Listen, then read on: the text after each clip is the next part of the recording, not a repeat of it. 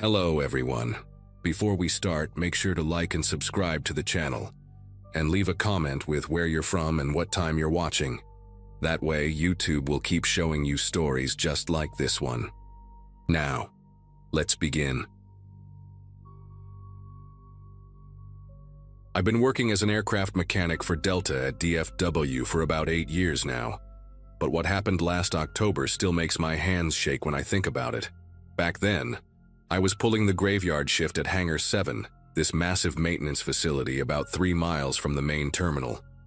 It's one of those places that feels completely cut off from the rest of the world, especially at night when it's just you, maybe one other tech, and rows of sleeping metal birds. I was 34, recently divorced, and honestly preferred the night shifts because it meant I didn't have to deal with management breathing down my neck. The pay differential didn't hurt either. I was saving up to buy a small house in Arlington, finally get my life back on track after Rachel took everything in the settlement. The first weird thing happened on a Tuesday night in early October. I remember because I'd just started working on a 737-800 that came in with a faulty hydraulic line. Around 2 a.m., I set my torque wrench down on the tool cart next to the aircraft's nose gear, went to grab some replacement O-rings from the supply closet maybe 50 feet away. When I came back, the wrench was gone. Not just moved, completely missing.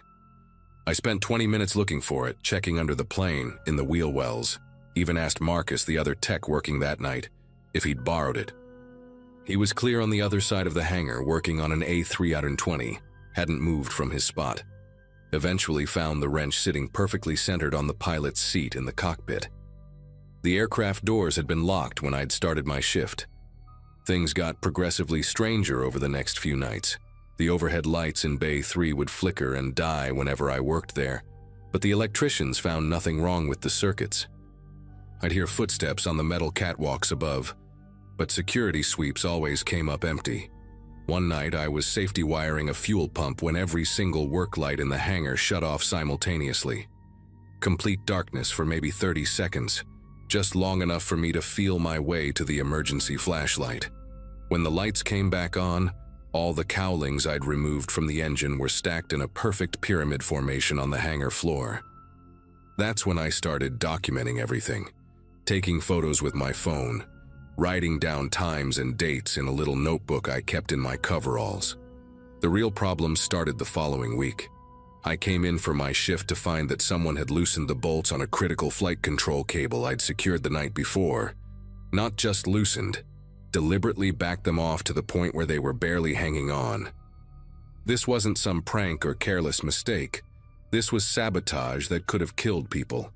My supervisor, Dale Morrison, called me into his office the next morning, asking why my signature was on the maintenance log for work that hadn't been completed properly. I showed him my photos from the previous night, proving I'd torqued everything to spec, but he just looked at me like I was making excuses. The way his eyes narrowed, the way he kept tapping his pen on the desk, I knew he thought I was either incompetent or lying. After that meeting with Dale, I started taking videos of my completed work, time-stamped and everything. I wasn't about to lose my job over whatever was happening in that hangar. The next few nights were quiet, almost too quiet, like whoever was messing with me was waiting for me to let my guard down. Then Thursday hit. I was replacing a worn brake assembly on a 757 when I heard it, the distinct sound of an aircraft door opening somewhere in the hangar. Not the main hangar doors, but a cabin door, that specific pneumatic hiss and thunk. Marcus was off that night, so I was completely alone. I grabbed my flashlight and started checking each plane, my heart hammering so hard I could hear it echo in the empty fuselages. Found it on the third aircraft I checked, an A319 scheduled for departure at 6 a.m. The forward cabin door was wide open, emergency slide still armed. If someone had tried to exit, it would have deployed, costing the airline tens of thousands in repairs and delays. But that wasn't what made my blood run cold. Inside the cockpit, someone had pulled every single circuit breaker. Not randomly either. They'd pulled specific ones that would have caused complete electrical failure about 20 minutes into flight. The auxiliary power unit, the backup generators, even the battery bus. Whoever did this knew exactly what they were doing. I immediately called security, then Dale, then documented everything while waiting for them to arrive. Security pulled the footage from that night, and what they found changed everything. At 1:47 a.m., there was a figure on camera just for maybe 3 seconds. Tall, wearing what looked like our standard maintenance coveralls but with the hood pulled up, face completely obscured. The weird part was how they moved, almost gliding between the aircraft, never quite in full view of any camera. They knew every blind spot, every angle. The security chief, a former Air Force guy named Bryant, told me they'd never seen anything like it. The intruder had somehow gotten past 2 keycard checkpoints and a biometric scanner without triggering any alarms. Bryant asked if I'd noticed anyone following me lately, anyone asking about my schedule. That's when it hit me. This wasn't random. Someone was specifically targeting my shifts, my work. Dale actually apologized after seeing the footage, but I could tell he was rattled.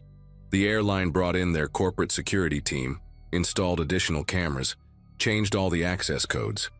They even offered to move me to day shift, but I refused, partly because I needed the night differential pay, but mostly because I wanted to catch this person. Call it pride or stupidity, but I wasn't going to let some psycho drive me out of a job I'd worked hard for.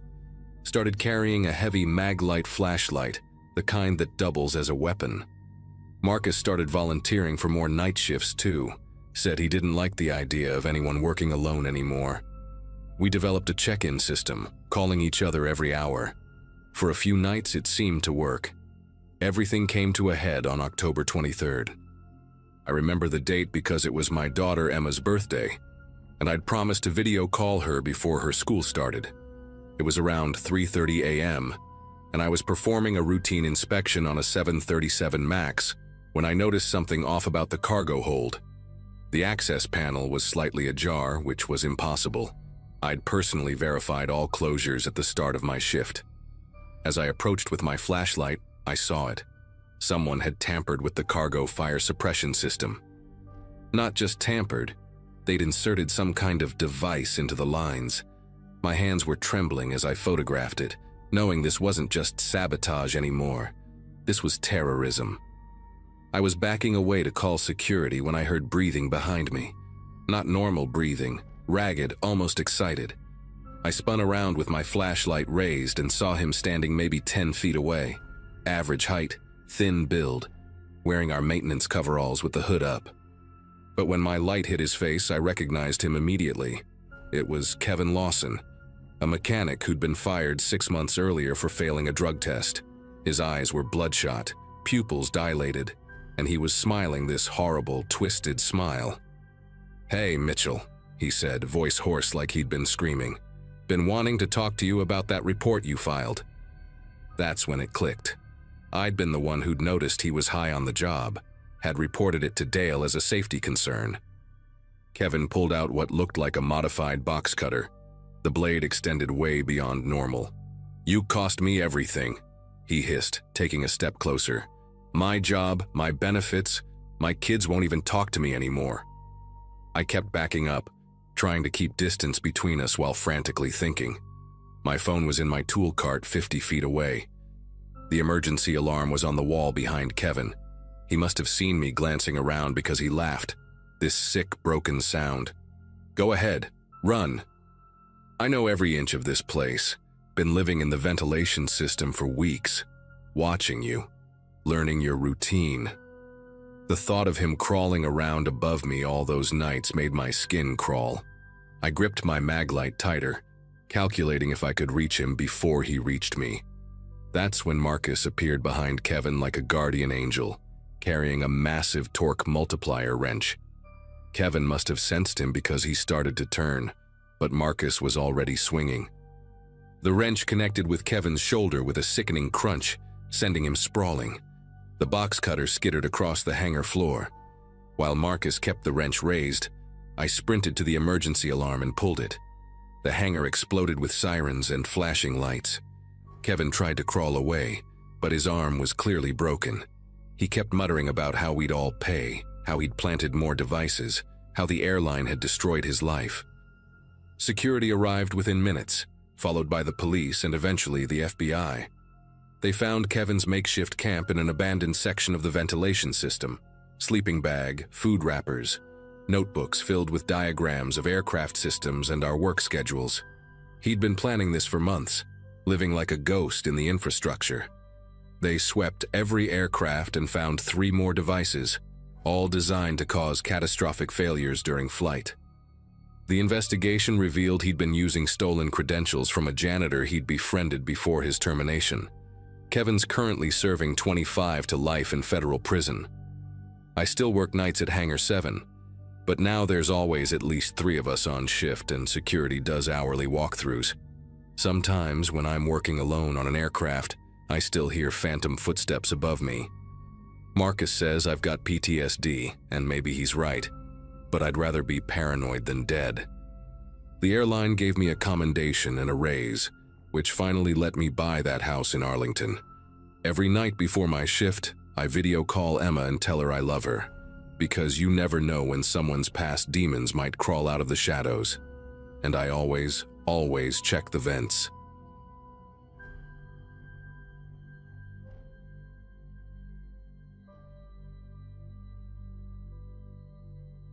This happened back in 2018, when I was working as a flight attendant for a major airline. I was 26, living in a small studio apartment in Queens, and had just gotten the job after years of trying to break into the industry. The pay wasn't great, but I loved the travel perks and meeting new people every day. My route was mostly domestic, Chicago to New York, sometimes Boston, nothing too exotic. I remember feeling so proud wearing that uniform, thinking I'd finally made it to where I wanted to be in life. The first time I noticed Marcus, it was a typical Tuesday morning flight from O'Hare to LaGuardia. Business class was packed with the usual crowd, executives in their press suits tapping away on laptops before we even took off. He sat in 2B, ordered a black coffee with exactly 2 sugars, and thanked me with this warm, genuine smile. What struck me was how he actually looked me in the eye when he spoke, not through me like most passengers did. He had this salt and pepper beard, probably mid-40s, wearing a navy blazer that looked expensive but not showy. Just another businessman commuting for work, I thought. Over the next few weeks, Marcus became a regular on my flights. Not every single one, but enough that I started recognizing him before checking the manifest. He'd always greet me by name, "Morning, Sarah," with that same pleasant smile, and ask how my day was going. Normal stuff, really. Flight attendants develop these little relationships with frequent flyers. It makes the job feel less robotic. He told me he worked in consulting, split his time between offices. He'd share little jokes about airport food or ask for restaurant recommendations in New York. I actually looked forward to seeing him on the passenger list. The shift started happening so gradually that I almost missed it. One morning, maybe 6 weeks after I'd first met him, Marcus mentioned this little Thai place in Astoria. "You'd love their Pad CU," he said, then added casually, "It's probably walking distance from your neighborhood." I'd never told him where I lived, just that I was based in New York. When I laughed it off, saying I lived in Queens but not Astoria, he quickly corrected himself. "Oh, I just assumed since you mentioned that farmer's market you go to." The thing is, I had mentioned a farmer's market once, weeks ago, in passing. The fact that he remembered such a tiny detail felt intense. After that, Marcus's comments became more specific, more personal. He'd ask about my cat, Mochi, but I couldn't remember ever mentioning I had a cat. When I posted a photo from my college reunion on Instagram, he brought it up the next flight. "Northwestern, right? Beautiful campus. Did you study communications there?" My profile was private and we weren't connected on any social media. When I asked how he knew, he just laughed and said he was good at reading people, that I seemed like a Northwestern girl. The way he said it made my skin crawl, but I forced myself to smile and pour his coffee. Things escalated during a particularly rough week in November. I'd been dealing with a death in the family. My grandmother had passed, and took a few days off. When I returned to work, Marcus was on my first flight back. Before I could even start the safety demonstration, he pulled me aside and said, "Sarah, I'm so sorry about your grandmother. Margaret seemed like such a special woman. My blood turned to ice. I'd posted nothing online about her death, and I definitely hadn't told him her name. When I asked how he knew, he touched my arm gently and said, "You mentioned she was sick last month, remember? And I saw the obituary in the Cedar Rapids Gazette online. I hope you don't mind. I wanted to send flowers but didn't have an address." That night in my hotel room, I went through every conversation I could remember having with him. Yes, I'd mentioned my grandmother was ill, but never her name, never what city she lived in. I started checking my social media settings, making everything as private as possible. I even Googled myself to see what information was out there. That's when I noticed something that made my stomach drop. In one of my old college photos that a friend had tagged me in, you could see my Northwestern student ID partially visible. If you zoomed in enough, you could make out my full name and hometown, Cedar Rapids, Iowa. The real terror began during a layover in Chicago 2 weeks later. I was staying at the airport Marriott, the same hotel the airline always booked for us. Around 10 p.m., I went down to the lobby to grab a tea from the little market they had. As I was waiting for the elevator to go back up, I saw Marcus sitting in the lobby bar scrolling through his phone. My first thought was coincidence. Lots of business travelers stayed there. But when I caught his eye, he didn't look surprised to see me. He raised his glass slightly, that familiar smile spreading across his face, and mouthed, "Hi, Sarah." I practically ran into the elevator, jabbing the close button over and over. The next morning, I tried to convince myself I was overreacting. Maybe he had a meeting nearby, maybe it really was just coincidence. But when I walked into the hotel restaurant for breakfast, there he was again, sitting alone with a newspaper and coffee. This time he waved me over enthusiastically. "Sarah, what are the odds? Join me for breakfast?" When I politely declined, saying I needed to prep for my flight, he said something that chilled me. "Oh, the 11:40 to LaGuardia? Don't worry, you've got plenty of time. That crew van doesn't leave until 10:15. He was right. The crew van schedule wasn't public information. I started documenting everything after that. Every encounter, every comment that seemed too personal, every time he appeared where he shouldn't be. 3 times in December, I spotted him at different hotels during my layovers, always in public spaces, always with that plausible deniability of being just another guest. He'd discovered my patterns. The Starbucks near the Detroit airport where I'd grab coffee on early mornings. The yoga studio in Chicago where I'd sometimes squeeze in a class between flights. Once I came out of a CVS in Manhattan to find him walking past, shopping bag in hand, acting surprised to bump into me. "Small world," he'd said, but his timing was too perfect. The breaking point came during a red-eye flight from San Francisco. I wasn't supposed to be working that route. I'd picked it up last minute when another attendant called in sick. Yet there was Marcus, settling into his usual 2B seat. When I expressed surprise at seeing him on this flight, he said, "Oh, I had to change my plans last minute too. Funny how things work out." That's when I knew he was tracking me somehow. Later, a tech-savvy coworker showed me these flight attendant fan forums where people post about crew schedules and share photos. She also mentioned flight tracking apps that let you see crew changes in real time if you know where to look. Some frequent flyers apparently use them to request specific attendance. I finally went to my supervisor, Lauren, with my documentation. I sat in her office, showing her dates, times, photos I'd managed to take of Marcus at various locations. She listened carefully, nodding along, but I could see the doubt creeping into her expression. "Sarah, I understand this is concerning," she said slowly. "But has he actually done anything threatening? Made any inappropriate advances? Touched you inappropriately?" When I said no, she sighed. "Look, he's a platinum member, flies with us almost weekly. Without concrete evidence of stalking or harassment, legal definitions, not just feeling uncomfortable, there's not much we can do. Maybe he just travels a lot to the same cities you do?"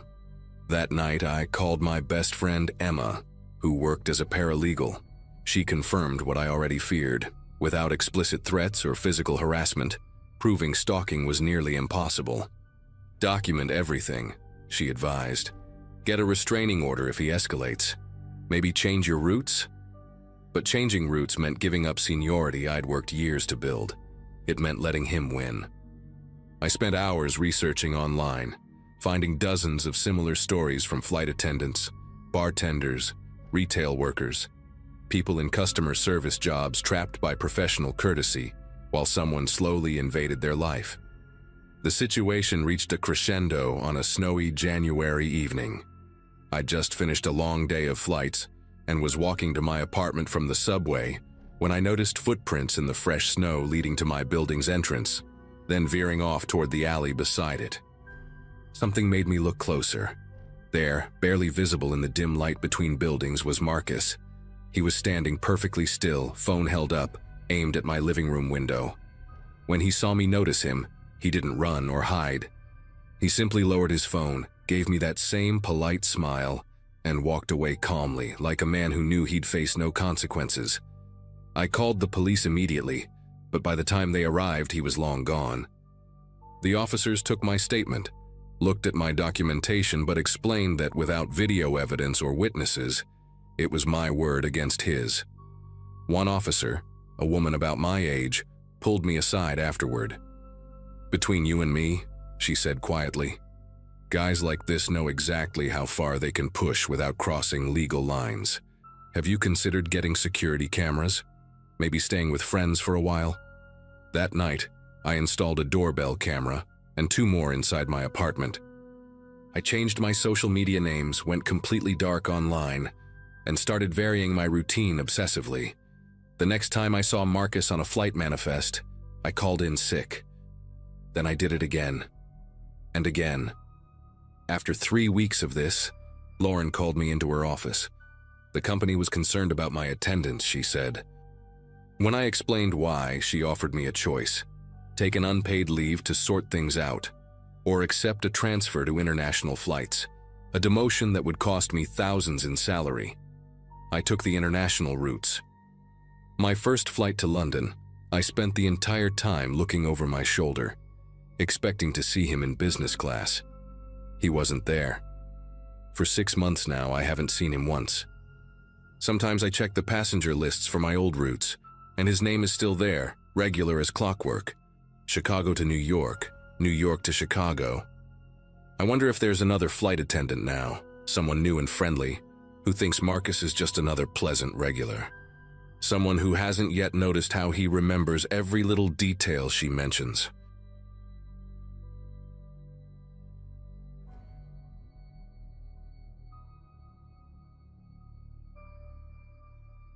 The plan was simple. 1 last month of clean flights, no turbulence, no drama, and I'd wrap up nearly 3 decades in the cockpit. That night flight from Vegas to Phoenix was supposed to be one of the easiest. Barely an hour in the air, clear skies, light load, no weather alerts. I'd done it so many times I could almost do it blindfolded. Not that I ever would, obviously. I wasn't sentimental about flying, not like some of the guys who kept journals or took Polaroids from the cockpit. I just liked the order of it. Checklists, schedules, numbers that lined up. Predictable. And that's probably what made what happened that night so hard to accept. It didn't line up. It didn't follow the rules. Our departure from McCarran was textbook. First Officer Denise, sharp, reliable, handled most of the comms while I monitored instruments and guided us out. It was late, somewhere around 10:40 p.m., and the cabin lights were dimmed. Most of the 83 passengers were already drifting off, earbuds in, tray tables up. Cabin crew was minimal, just 2 attendants, Eric and Lacey. Nothing seemed out of place. We reached cruising altitude with no issue, leveled out, and I remember Denise cracking a joke about retiring to Arizona being just code for golfing yourself to death. We laughed. I actually felt relaxed, which is rare for me mid-flight. Roughly 20 minutes before descent, I noticed a slight flicker on the nav display. Not unheard of. Sometimes it's just minor interference. But then it flickered again, and this time the entire lateral path shifted. Just for a second, the screen showed us veering off course, by a lot. A jarring red line arced us into restricted military airspace to the south, which made no sense. Denise saw it too and immediately tapped the system to recalibrate. Before she could finish, the screens corrected themselves. Everything looked normal again. Autopilot hadn't disengaged. No audible warnings. Just a sudden detour and instant reset. I felt this strange pressure in my chest, like the moment before a dive. But nothing around us had changed. We both double-checked coordinates, even asked ATC for confirmation of our position. They responded like everything was fine. No anomalies, no deviations. But the nav system hiccuped 2 more times in the next 10 minutes.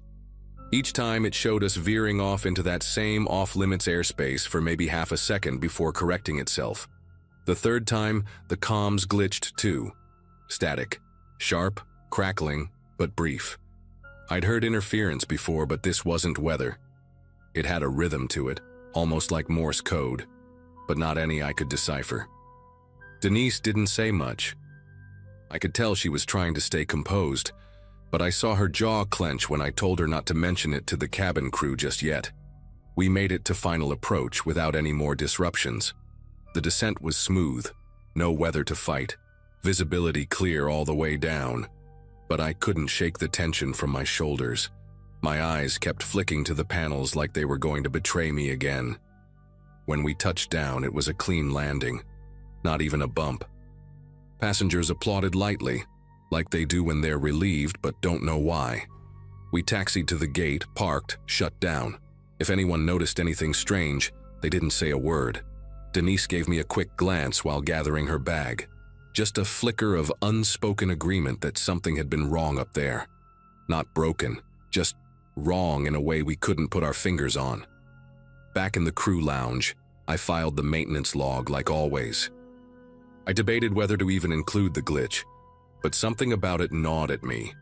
I marked it under non-critical navigation irregularity and flagged it for engineering.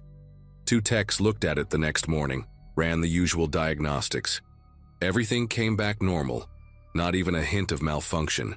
They shrugged it off, chalked it up to software lag, minor interference, the kind of things they see all the time but rarely mean anything. But I couldn't let it go. Something about how exact the detours had been, like they weren't random, like someone had chosen that path. A few days later, I got a call from someone on the investigation team. He didn't sound alarmed, just focused. Said they'd reviewed the flight data and noticed anomalies in the communication logs during our descent. Apparently, there were bursts of signal interruption that didn't match anything typical for that route. No weather interference, no equipment failure, nothing internal. It looked to them like it came from outside, possibly even targeted. He asked if I knew anyone on board, passengers or crew, who might have had access to any sort of unauthorized comm equipment. I laughed at first. It sounded paranoid.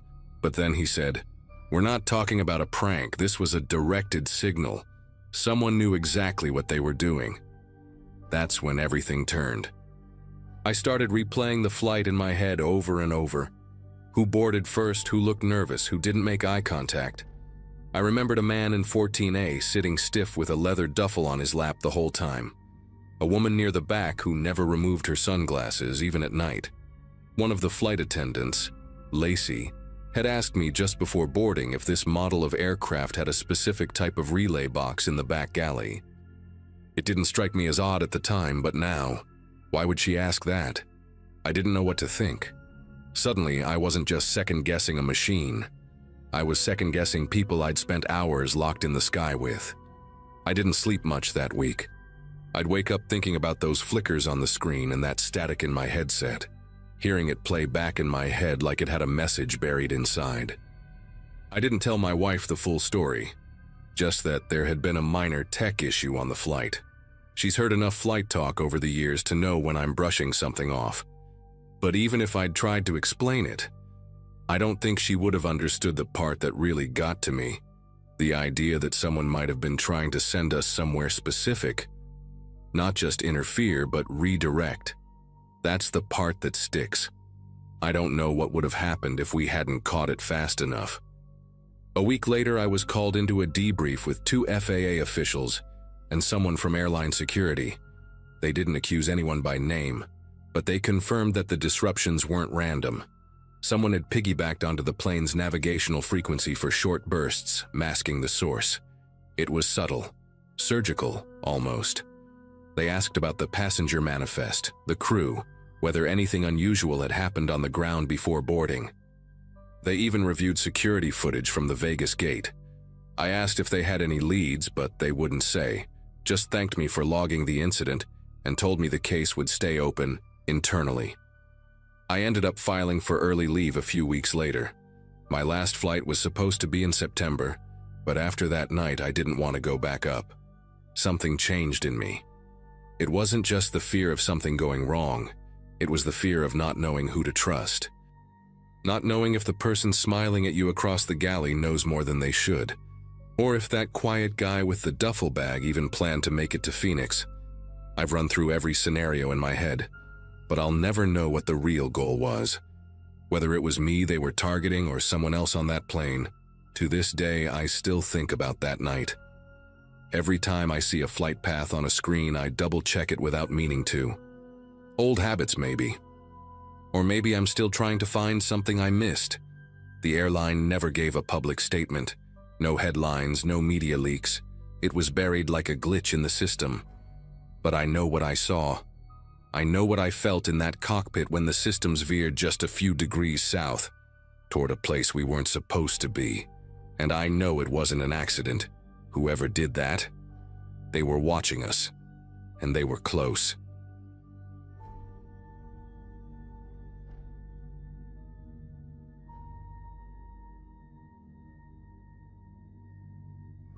I work in tech, but not the glamorous side most people picture when they hear that.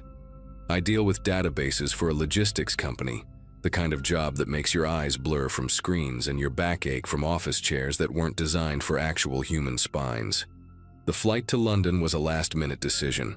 My company had closed a deal with a partner overseas, and someone needed to fly out for a face-to-face handoff. I'd never been to Europe, so I volunteered, thinking a free trip across the Atlantic might balance out the jet lag and panic of preparing everything in 48 hours. I packed light, grabbed my work laptop, and boarded the red-eye from Boston Logan with the simple hope of catching some sleep and surviving the time zone change. The plane wasn't full, which surprised me. I had an entire row to myself in economy, which felt like winning the lottery. A few rows behind me, on the left side near the rear galley, there was an older man who caught my attention early on, not because he did anything strange, but because he looked so completely out of place. While most people were half asleep in hoodies or neck pillows, this guy wore a perfectly pressed beige blazer, wire-rimmed glasses, and a buttoned-up shirt with no wrinkles. He reminded me of someone you'd see in a library commercial, kind, quiet, and maybe a little too proper for a cramped overnight flight. He didn't speak to anyone, didn't fiddle with the screen, just sat calmly with his hands folded on his lap and a small leather bag under the seat in front of him. We took off around 9:45 p.m., and the cabin lights dimmed not long after dinner service.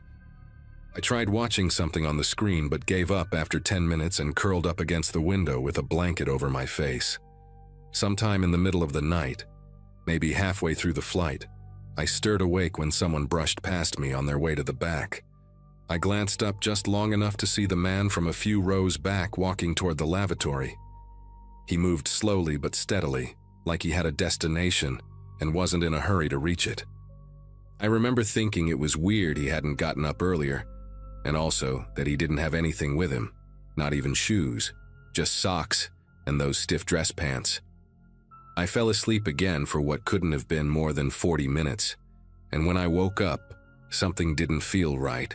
Not in a horror movie kind of way, just a vague tension in the cabin. The lights were still low, but some people had started to stir. One of the attendants passed by doing a quiet check, and I watched her pause near the back, then double back, peering down the row where that man had been sitting. I sat up, feeling that odd instinct people get when they notice someone else noticing something. The attendant leaned toward the empty seat, looked down at the floor, and even opened the overhead bin above. She whispered something into the intercom phone on the wall, then walked off toward the galley with this stiffness in her posture that made me feel like I shouldn't be watching. I didn't think much of it at first. Maybe he'd been in the lavatory for a while, and they were just checking on him. But about 20 minutes later, I noticed 2 flight attendants standing near the galley whispering, one of them holding what looked like the passenger manifest. They kept looking down the aisle, then back at the paper, then back at the aisle again. Eventually, one of them made her way up the cabin, lightly touching shoulders, quietly asking questions. When she got to me, she crouched beside my seat and asked if I had noticed the gentleman in seat 41A getting up during the flight. I told her I had, that I'd seen him go toward the back maybe an hour or so ago. She gave me this polite, tight-lipped nod and thanked me, but didn't elaborate. About 30 minutes before descent, the lighting shifted and the bustle of preparation began. People started waking up fully. Tray tables were locked, windows adjusted. But now there was this strange undercurrent. It wasn't panic, but you could feel the ripple. The attendants weren't smiling anymore. There were quiet conversations in the galley, a male attendant going down the aisle with a flashlight, crouching here and there as if double-checking something. I glanced back again toward the man's seat. His little leather bag was still tucked under the seat in front of it. The blanket folded neatly, tray table upright. No sign that he'd ever come back. When we landed in London, they made an announcement asking everyone to remain seated for a few extra minutes due to a discrepancy in the manifest. That's not a phrase you hear every day. A murmur spread through the cabin. People started exchanging glances, asking questions. I heard someone behind me mutter, "What the hell is going on?" while their seatmate whispered something about a medical emergency, but nobody had seen a paramedic board. The crew looked visibly tense by then, like they'd already been given some kind of instruction they weren't allowed to talk about. After about 10 more minutes, they let us disembark, but as I walked past the back rows, I slowed down and looked again. Seat 41A was empty, spotless, and still had that leather bag untouched under it. At customs, we were pulled aside in small groups. Not detained exactly, but definitely questioned. I was asked if I remembered anyone sitting near me, if I'd spoken to any strangers, if I noticed anything unusual during the flight. When I mentioned the man getting up, the official noted it down but didn't react much, just a nod and a scribble. I asked if something had happened, and the guy gave me a tight smile and said, "Thanks for your cooperation." That was it. The man had vanished. Not moved seats, not had a medical issue. He was simply gone, mid-flight, without anyone seeing him leave or return. No alarms, no disturbances, no trace. Just gone. Back at the hotel that night, I couldn't sleep. I kept replaying everything in my head. His outfit, the way he walked, how calm he looked. The more I thought about it, the more I realized how strange it was that he never made eye contact with anyone, never interacted. No flight attendants checked on him before he got up, and no one ever seemed to serve him dinner. It's like he was just there. A presence. I even started to question if I'd imagined him, but I wasn't the only one who'd seen him. In an airport cafe the next day, I ran into a woman from the same flight. She'd been seated across the aisle from him. We ended up talking, and she swore she remembered him getting up in the middle of the night, too. "He left his bag," she said, her voice low. "Who goes to the bathroom on an international flight without taking a passport or meds or anything?" A few weeks after I got home, someone from some federal agency, I won't say which, called me to verify my statement. It wasn't just the airline investigating at that point. They asked the same things again in a more formal tone. They never said it, but I could tell they were trying to rule out foul play or a security breach. But here's the part that still gives me chills. I looked up flight logs and passenger incident reports trying to make sense of it, and there's no public record of anyone disappearing on that flight. Not even a mention of an investigation. Like it got scrubbed. I even submitted a request to the airline pretending to be a journalist, and the response I got back simply said, "We have no information regarding a missing person on the flight in question." I know what I saw. I know the guy existed. Seat 41A, beige blazer, leather bag. And I'm not the only one who saw him. But if you go looking now, it's like he was never on that plane. His name was on the manifest, yes. But it didn't match any passport logs from Boston or Heathrow. Airport CCTV never captured him boarding or deplaning. Nothing. Just a name and a seat and a vanished man. I've flown maybe 5 times since then, and every time I do, I watch the aisle. I count the heads. I look for someone too still, too quiet, too disconnected from the rest of us. Because I don't know what I witnessed that night. But I'm sure of this. Whatever it wasn't normal. And it wasn't meant to be noticed. I think about him more than I should. Not because I'm scared something will happen to me, but because I wonder if someone else noticed him disappear before. Maybe this wasn't the first time. Maybe there are others. I still check forums from time to time, searching for anyone who's posted something similar. So far, nothing. But if you're reading this and you were on that flight, or any flight where someone just went missing, please say something, even if nobody believes you, because I saw it happen. And I'm done pretending I didn't.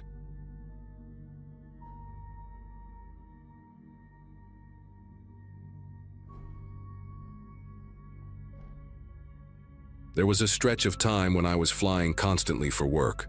Conferences, pitches, client visits. That night was one of those last-minute red-eyes where I barely made it to the gate in time. I just wrapped up a presentation in Denver, and the only thing on my mind was sleep. I was mentally drained, physically sore from lugging my suitcase through terminals all week, and already dreading the early morning meeting waiting for me in DC. All I cared about when I boarded was that 22C had an aisle. Window seats made me feel boxed in, and I liked having the freedom to get up when I wanted.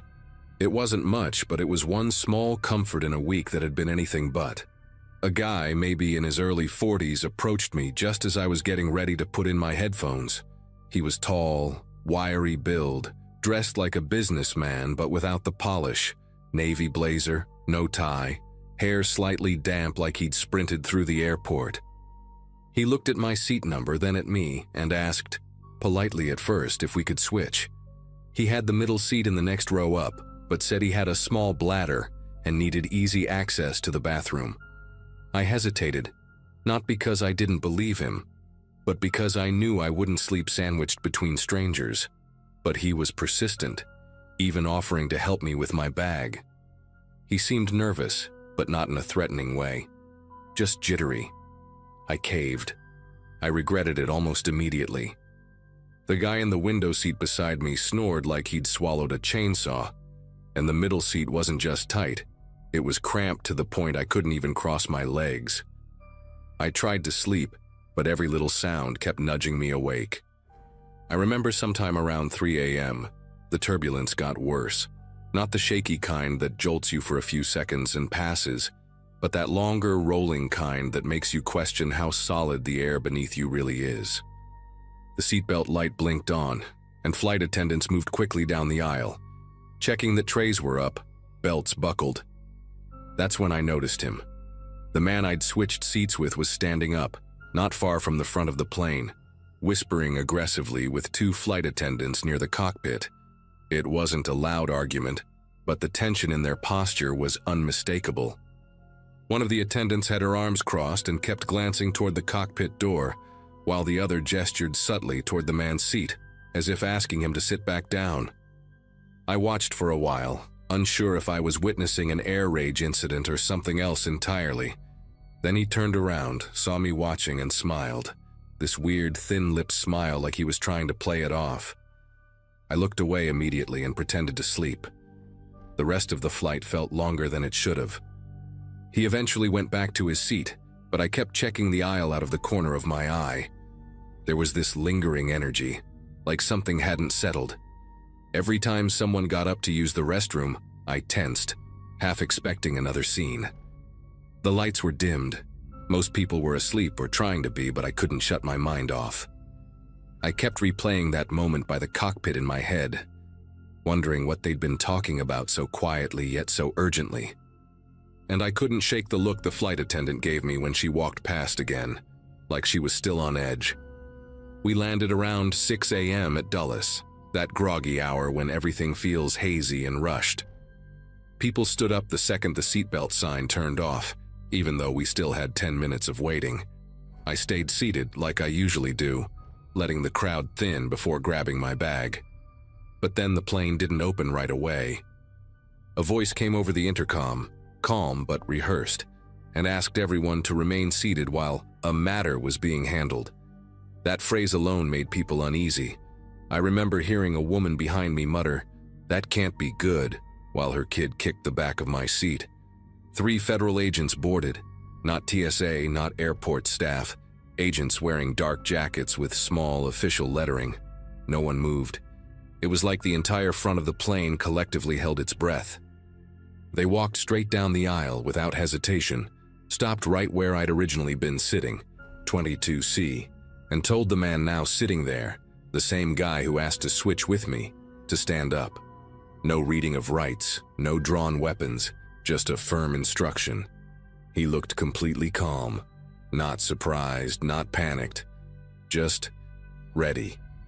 He stood, adjusted his blazer, and followed them off the plane like he'd been expecting it. The woman in the window seat next to him looked completely stunned, her face pale as chalk. It took a few minutes before the rest of us were allowed to disembark. There wasn't much talk, just a quiet stream of passengers walking off, some glancing toward the front like they expected to see more agents waiting. I didn't say anything until I got to the terminal, and that's when one of the flight attendants, same one who'd been arguing with him, pulled me aside. She asked if I had any idea what the man had said to me, or why he'd wanted my seat. I told her everything, word for word. She nodded slowly, then told me very carefully that there'd been something hidden under my original seat. Something serious enough that the airline was cooperating with federal investigators. That's all she would say. But the way she looked at me, there was a weight behind her eyes. Like she knew I had no idea how close I'd come to being involved in something I never would have walked away from. I didn't go straight to my hotel. I just wandered the terminal for a while, trying to piece everything together. I kept replaying the moment he asked to switch seats, how casual it had seemed, how easy it was to just say yes. And now I couldn't stop thinking about what would have happened if I'd stayed in 22C. Would they have arrested me instead? Would I have been detained, questioned, dragged into something I didn't understand?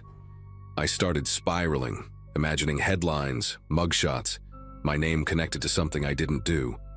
It scared me how fast things could have gone wrong over a simple, polite favor. Later that night, I couldn't sleep. I searched news alerts, Twitter, local channels, anything. But there was nothing. Not a single mention of a man arrested on a flight, no statement from the airline. It was like it never happened. The next day, I even called the airline's customer service pretending to have left something under the seat, just to see if they'd say anything. The rep just apologized and said the item had been confiscated for safety reasons, and that no further information could be given. That word, confiscated, hit different. It wasn't lost or turned in. It was removed. To this day, I don't know what was under that seat. I don't know if it was drugs, a weapon, something worse. But the idea that he deliberately chose someone, me, to sit in his place, that's what really messed me up.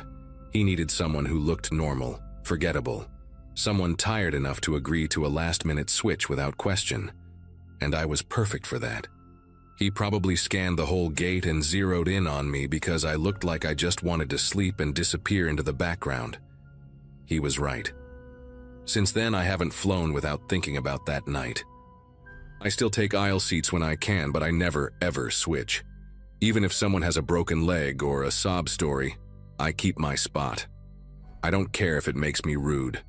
Because that night on a crowded plane, one polite decision almost turned me into a suspect, or worse, a pawn. I walked off that flight thinking I was just lucky. But the more I think about it, maybe I wasn't the lucky one. Maybe I was just the one who said yes too fast.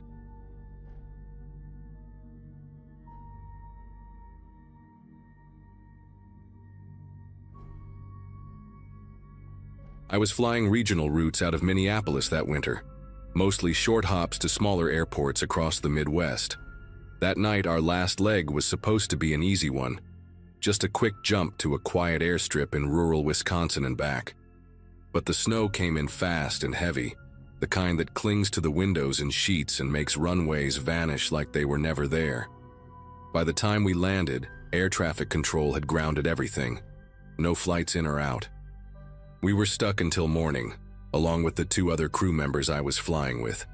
Kevin, our younger flight tech who talked too fast when he was nervous, and Elise, my roommate on layovers and probably the most unshakable person I knew. The airport was smaller than most bus stations I've seen, bare bones, a single terminal with dim lights and rows of empty metal chairs. There were vending machines in the corner, and one of those old-school PA systems that crackled every hour to remind absolutely no one that the terminal was closing. The ground crew had already left by the time we stepped off the plane, and the cleaning staff was just finishing up. A janitor, maybe in his 60s, gave us a polite nod before heading out the sliding doors. Said something about locking up behind him. Elise laughed. Looks like we've got the place to ourselves. At the time, that didn't sound like a bad thing. We set up camp near the gates using airline blankets and the kind of thin pillows passengers always complain about. The 3 of us had done this kind of thing before. Unexpected overnights, weather delays, sleeping in weird places. I passed the time walking laps around the terminal while Elise scrolled through her phone and Kevin tried to sleep across a row of seats. Around 1 a.m., I went to use the restroom. That's when I noticed the first thing that didn't make sense. The hallway lights had been dimmed, but you could still make out the sheen on the floor where it had been mopped. Someone had walked through it, clear prints leading into the staff-only corridor. None of us had gone that way. I stood there for a second, staring down the hall like maybe the floor was playing tricks on me. But the prints were fresh. Not muddy from outside, just outlined from someone walking across drying cleaner. I thought about waking Elise, but stopped myself. We were locked in, right? Maybe the janitor had circled back to grab something. Maybe he'd forgotten to set the alarm. It was late, I was tired, and I didn't want to seem paranoid. Still, I found myself checking over my shoulder as I walked back, telling myself not to be weird. Then I noticed the supply closet next to the vending machines was cracked open. I could have sworn it had been shut earlier. I nudged the closet door open with the tip of my shoe, half expecting to see a mop bucket or some folded towels. Instead, it was pitch black inside. No light switch in sight. I didn't step in, just stood there listening. Nothing. But there was this weird smell like old water mixed with something metallic. I don't know how else to describe it. Not strong, just stale. I shut the door without checking further. When I got back to the gate area, Kevin was out cold and Elise had her earbuds in, flipping through a tabloid magazine like she was waiting at a salon. I didn't mention the footprints or the closet. Again, I told myself it wasn't a big deal. At some point, I must have dozed off too. It wasn't deep sleep, more like a series of flickers in and out. Around 3:30 a.m., I woke up suddenly to a soft bang, like a door slamming somewhere far down the terminal. I sat up, blinking toward the far end, but didn't see anyone. The lights were even dimmer now, and everything had that eerie blue-gray cast from the emergency bulbs. Elise was gone. Her blanket was still there, her bag beside it, but no sign of her. Kevin was stirring, rubbing his eyes, confused. "Where'd Elise go?" he asked, half asleep. I didn't know what to say. We waited maybe 5 minutes, thinking she'd just gone to the bathroom or wandered off to stretch her legs. But something felt wrong. Elise wasn't the type to disappear quietly. I walked the length of the terminal, checking the restrooms, even knocking on the office doors behind the ticket counters. Nothing. No response. The weirdest part? That closet, the one I'd seen open earlier, was shut now. And this time I was certain I hadn't touched it. Kevin and I looked at each other, silently agreeing something wasn't right. We decided to stick together while we looked again. 15 minutes later, Elise came back. She appeared from the end of the hallway near baggage claim, walking slowly like she was lost in thought. Her face looked pale, her eyes almost dazed, and when we rushed up asking where she'd been, she barely responded. Just mumbled something about getting air and needing space. I asked if she'd gone outside, but the doors were still locked from the inside. No alarm had gone off. She sat down, pulled her blanket over her legs, and didn't say another word. Even Kevin, who never shuts up, didn't push her. Something about her expression told us not to. After that, none of us really slept. We just sat in silence, watching the minutes crawl across the wall clock. Elise wouldn't look at us. She kept her eyes fixed on the windows, like she was expecting something to show up on the other side. Kevin tried to distract himself by scrolling through his phone, but the signal was garbage, and the Wi-Fi didn't seem to work anymore. I remember getting up one more time to grab water from the vending machine, and when I turned back toward our little camp, I caught a glimpse of movement, something fast, ducking behind one of the far pillars near Gate 4. I didn't say anything. I just walked back slowly and sat down, pretending nothing had happened, but my heart was thudding and I couldn't stop watching that hallway after that. Around 5:15, we heard it again. Soft thud, then a dragging sound like something being pulled across tile. Kevin stood up this time, actually grabbing one of those airport courtesy poles they use to rope off lines. "It's probably maintenance," he whispered, more to himself than to me. But nobody came out of that corridor. I could barely see the end of it with the lights so low, but there was no doubt. Someone or something was moving back there, out of sight. That dragging noise stopped suddenly, and we just waited. No footsteps, no voices, just a silence so thick it felt like we were underwater. We stayed in that position for over an hour, barely moving. At first light, the automatic doors unlocked with a loud metallic click, startling all three of us. The first ground crew employee walked in holding a coffee, pausing when he saw us sitting there like we hadn't moved all night. He asked if everything was all right. Kevin nodded before I could speak. Elise didn't even look up. We gathered our things in silence.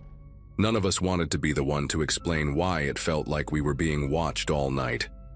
I kept expecting to see another set of footprints on the floor or someone standing just out of view behind the glass. But there was nothing. Just the quiet hum of morning shift starting. It took a few days before Elise opened up, and even then, it wasn't much. She said she'd gone to look for the bathroom and ended up in the old service corridor. Thought she saw someone standing at the far end just still, like they were waiting for her. She said she turned around and walked the other way, but the lights started going out behind her, one by one. No footsteps, no voices, just a hallway getting darker, faster than she could walk. She wouldn't go into more detail. We haven't worked the same flight since. Sometimes I still get assigned to that route, but I always request a hotel now, even if it means paying out of pocket. I'd rather sleep in a roach motel than spend another night locked inside that place.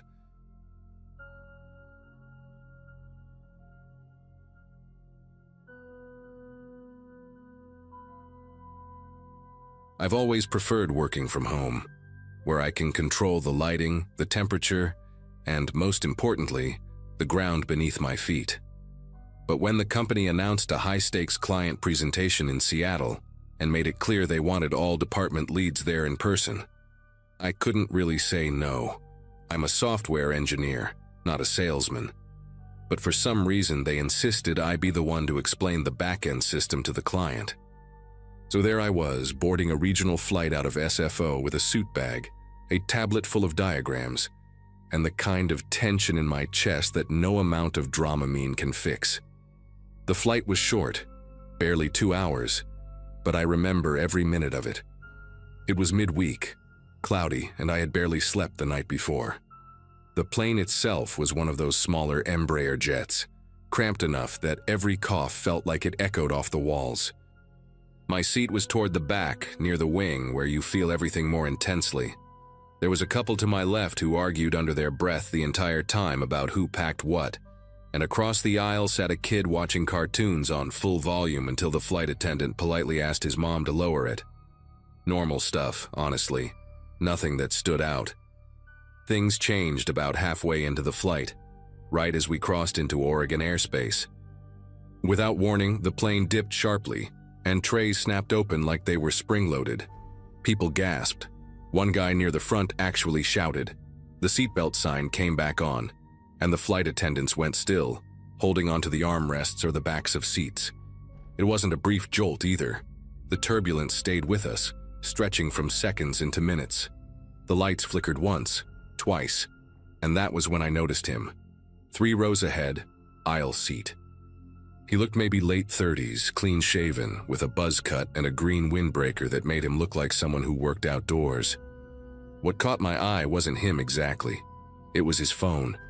He was typing like a madman, his thumbs moving so fast it didn't even look like he was reading what he wrote.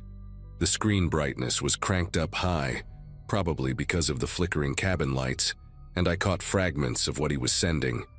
"This is it. We deserve this. Forgive me." One message after another, all to the same number. He wasn't panicking like the rest of us. He looked purposeful, focused, almost calm in the middle of the chaos, like he had been waiting for this moment. At first, I tried to convince myself that maybe he was just scared. People say weird stuff when they think they're going to die. But something about the way he kept looking straight ahead, not reacting to the shaking, not glancing around like everyone else. It didn't sit right. I leaned slightly into the aisle to get a better look, careful not to seem obvious. The man didn't flinch. He just kept typing, sending message after message, his eyes locked on the seat back in front of him. And then I saw it. He smiled. Not a friendly smile, not relief. It was quick, small, like someone who just got confirmation that everything was going according to plan. The turbulence let up about 10 minutes later. The pilot came on the speaker and blamed it on a storm front shifting east. The usual reassuring tone, though it cracked a little near the end, like even he had been thrown. The cabin eased back into an uncomfortable calm, but people were different now. More quiet, more alert. The kid had stopped watching cartoons, and the arguing couple had gone completely silent. I kept my eyes on the man in the green windbreaker. He had stopped texting. His phone was now in his lap, screen dark, and his hands were folded neatly on top of it.